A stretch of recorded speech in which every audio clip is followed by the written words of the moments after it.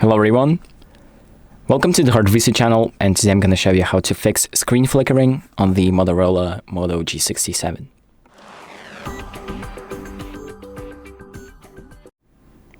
So, if you're experiencing screen flickering, like you can see that the screen just flickers often, I'm going to show you a few things that you can do to try and fix that. Now, the first thing that we can try doing is adjusting the brightness.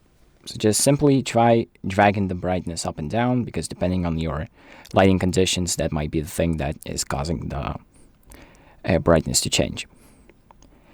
And then you can also try changing the adaptive brightness setting, which adjusts the brightness by itself depending on your environment. And to disable it, we need to go to Display, and then just hit Adaptive Brightness to turn it off. And to check if that worked, so now the phone won't be adjusting the brightness by itself, you're gonna be controlling it. So just check if that works, and if it didn't, we can move on to the next step. And that would be to download some sort of screen dimmer app. So you can find all sorts of screen dimming apps on the phone that allow you to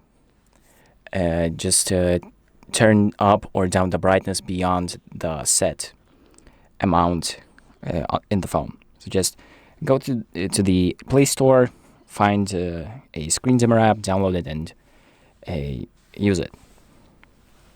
And the last thing that you can try doing is checking for software updates to maybe fix some of the issues. So let's say the developers know about this bug, and they have released a new update that fixes it for your software. So to update the software to the latest version, we're going to open up the settings. And then from the main menu, we're going to scroll down to System Updates. Then click Check for Updates, and it's going to tell you if there's a new update, if you're connected to the internet. So if there is a new update available, just go through the setup process and download it. It's pretty straightforward. And once you're done, the phone will restart and you'll be on the latest version, and just check if the screen flickering is gone.